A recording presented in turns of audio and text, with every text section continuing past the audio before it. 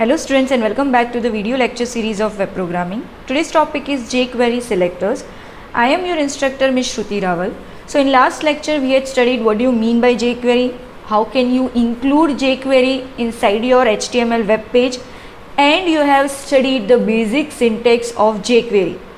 So if you recall the basic syntax of jQuery, it was dollar, inside the bracket you have to write the selector, dot, action that you want to perform on the selector, and then whatever functionality you want to perform you are writing inside the function.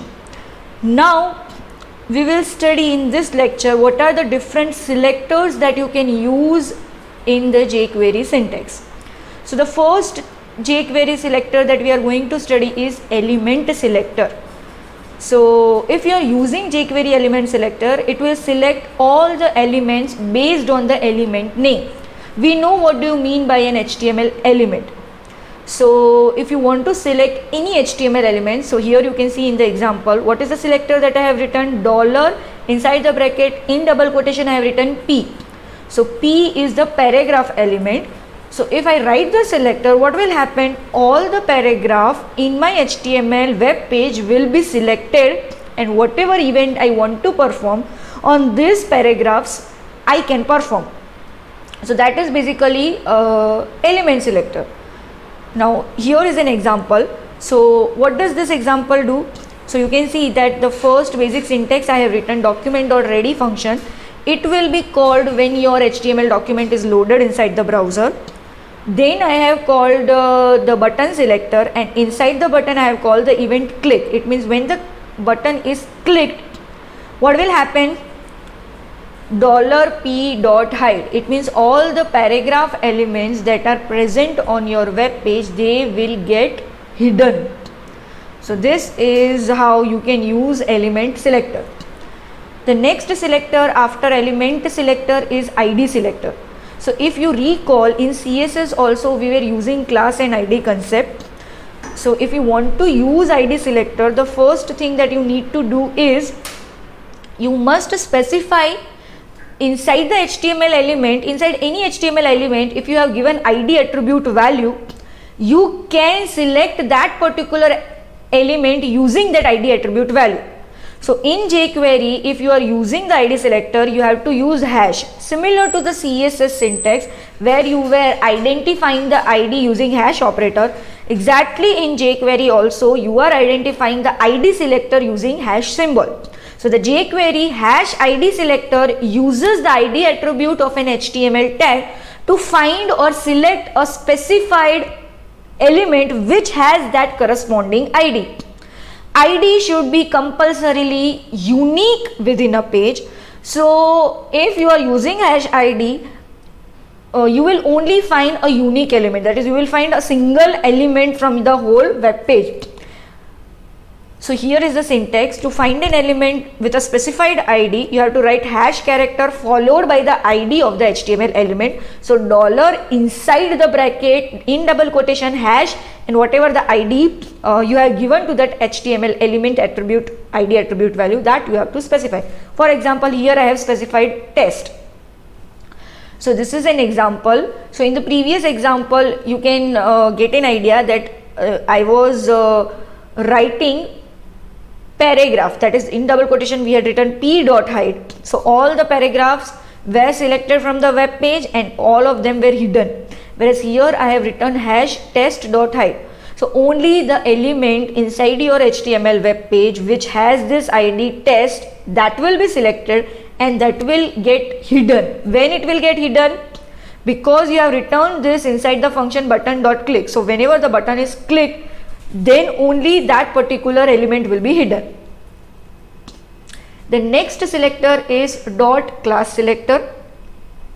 So similar to ID, you have class attribute. So but the main difference between ID and class is that multiple HTML elements can have similar class name, whereas multiple HTML elements cannot have similar ID name. ID is unique, class is not unique. So whenever you are specifying class selector in jQuery, the operator, again if you compare it with CSS, the same operator we are using, dot operator. So dollar inside the bracket you have to write in double quotation dot, and whatever the class attribute value you want, you will specify.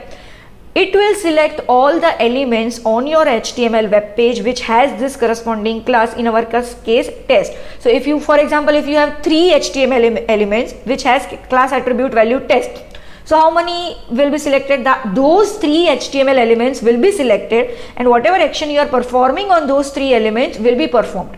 Okay, so here in the example you can see again I have written $.test.hide. So all the elements, for example there are 3 elements, they will be selected and they will be hidden if I click on the button. Okay, so these are the main selectors of jQuery. Let us see one program of selector and explore other selectors. So here you can see I have already told you the first selector, select by ID, select by class and select by tag, that is the tag name. These are the main 3 selectors that normally are used in jQuery. If you don't want to use this, there are some other selectors. For example, if you want to select all the tags that are present on your HTML web page, you can use star, dollar, and in double quotation if you write star, it will select all the tags. If you want to use or select some tag which is child of some other tag, right? For example, you know that there is a division tag, and inside division you have paragraph, and inside paragraph you have some h1 tag. If you want to access that h1 tag which is inside a hierarchy, tree hierarchy, what will you do? You will write it in the hierarchy. How? Whatever the topmost parent tag, you have to write that first. After that you have to write its immediate child. After that you have to write its immediate child. Okay, so this will select the h1 tag, only the h1 tag which is inside the division, which is inside the paragraph. Okay, so not all the h1 tags I want to select, but only those h1 tag which is child of paragraph, and the paragraph tag which is child of division tag. That h1 tags will only be selected. So in this way you can specify parent and child relationship, but only you have to take into consideration in specifying the parent and child relationship there is space in between, no comma. The next is if you want to specify multiple classes, if you want to specify similar action or same action on multiple classes, you can write 2 different function, or if you want to write only single function, you can specify the selector comma separated. So here you can see .test1, .test2 are separated by comma. So it will select all the classes, all the elements whose class name is test1, and it will select all the elements whose class name is test2 as well.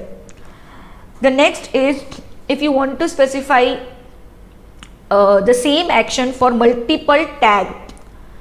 The one way is you can write different functions for multiple tags in single selectors, or you can write those tags comma separated inside the selector and you can specify the single action for them. So if you are specifying this p comma h1 comma h2, what will be selected? All the paragraph, all the h1 and all the h2 tag on your page will be selected, and the corresponding action which you have specified will be applied to all these elements.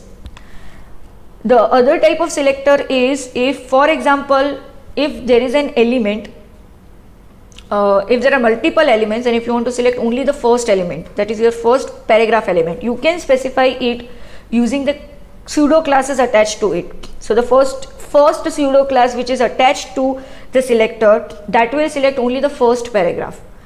Last is if I am writing h1 colon last, it will select only the last h1 tag that is written on your HTML web page.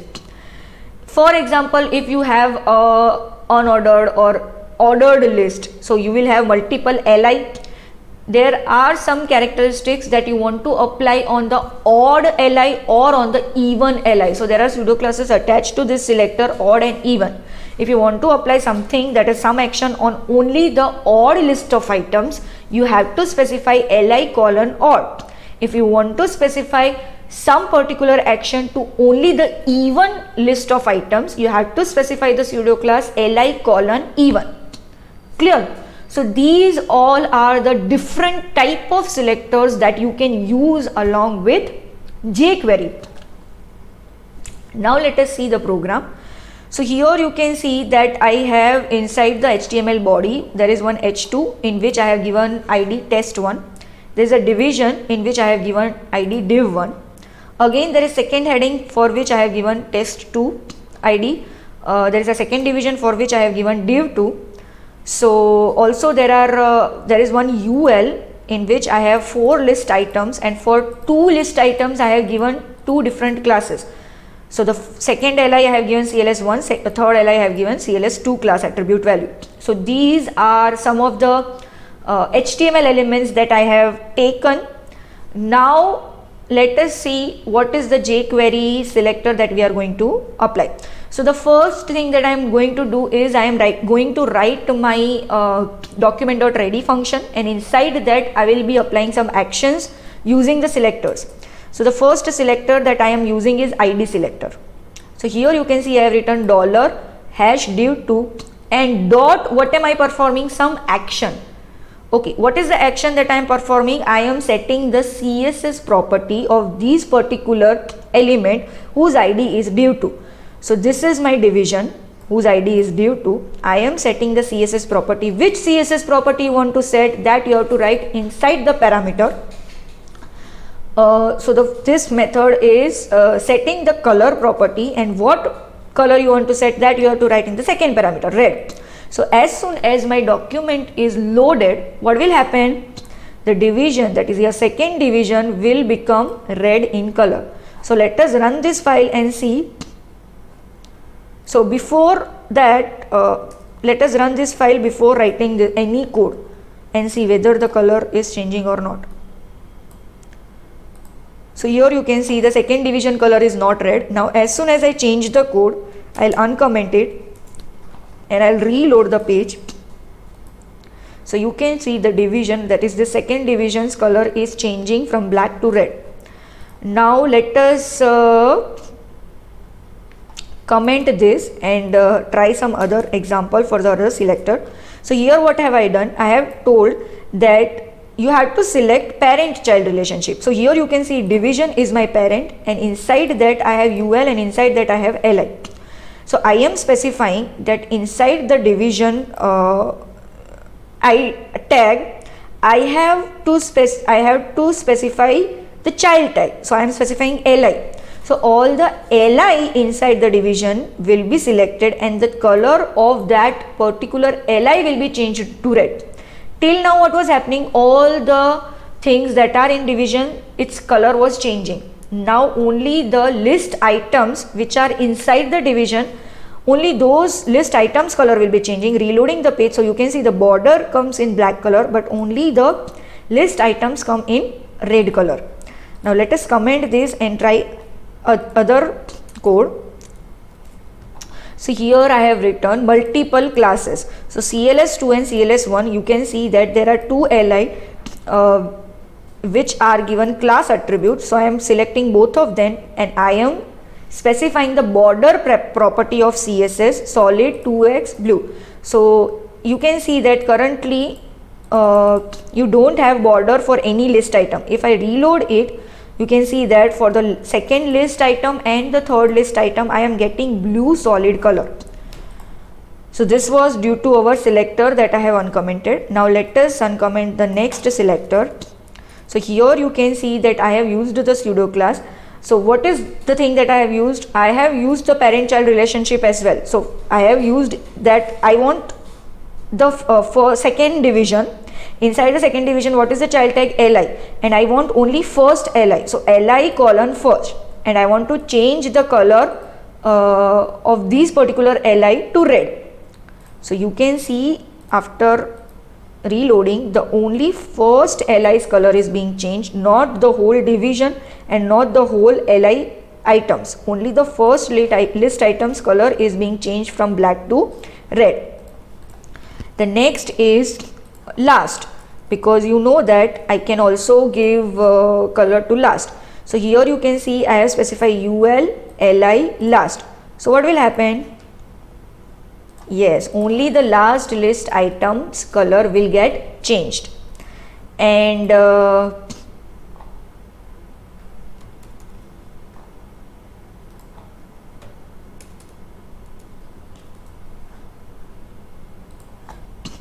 so these were all the different selectors that you can use along with jQuery. And this was all about today's lecture. Thank you.